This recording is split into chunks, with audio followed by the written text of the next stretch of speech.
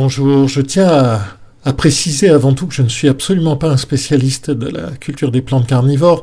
C'est juste que j'en cultive depuis une quinzaine d'années et que j'avais envie de partager mon expérience sur un empotage.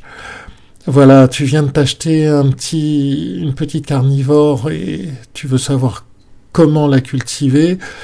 Ici l'exemple avec une petite Sarracenia flava que j'ai achetée hier.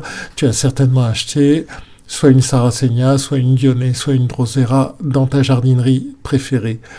Tu as envie de belles potées comme on en trouve sur les sites internet. Alors d'abord, tu vas te procurer un pot d'au moins 40 cm de diamètre, de préférence le plus rond possible ou carré.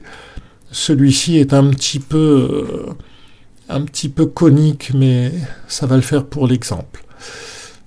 Un morceau de tuyau de PVC que tu vas coller à la colle néoprène pratiquement jusqu'au fond de ton pot. Et le fond de ton pot, tu vas mettre 5 à 6 cm d'épaisseur de pouzzolane. En fait, tu viens de créer un bac à réserve d'eau. Sur ton tube en PVC, tu vas mettre un bouchon. S'il n'est pas tout à fait bien adapté au diamètre, tu mets 2 petites vis de chaque côté, une petite vis de chaque côté. Ça sert uniquement à éviter que les escargots ou autres bestioles n'aillent se réfugier dans le tuyau. Sur la pouzzolane, moi je mets... Là, c'est un morceau de voile d'hivernage, quelque chose qui va permettre de séparer le substrat de la pouzzolane pour éviter que ça se mélange. Voilà, c'est aussi bête que ça. Donc, le substrat à proprement parler, alors c'est pratiquement essentiellement que de la tourbe blonde. J'insiste sur la tourbe blonde et pas la tourbe brune, qui, étant du broyat de ligneux, ne conviendrait absolument pas à la culture des plantes carnivores.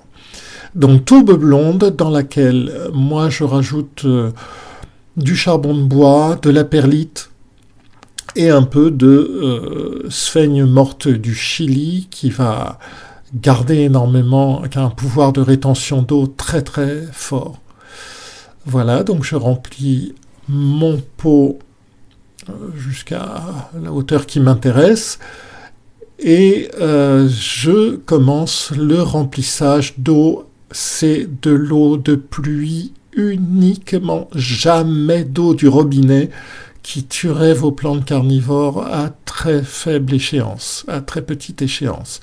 C'est de l'eau de pluie, si vous n'en avez pas, mais ça peut revenir cher, c'est de l'eau déminéralisée, non parfumée bien sûr. J'ai percé 2 trous, un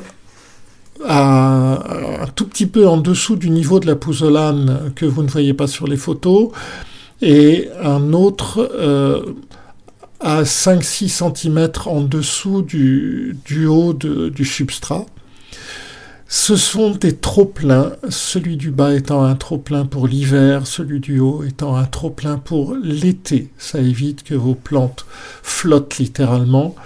Ce sont des plantes de tourbière, ce ne sont pas des plantes aquatiques pour autant.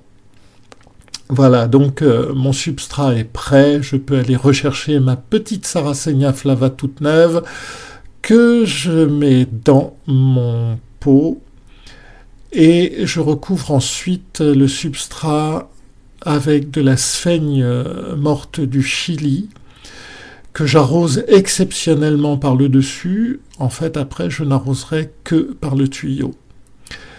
Et donc, cette sphaigne du Chili se teintera de vert par la suite.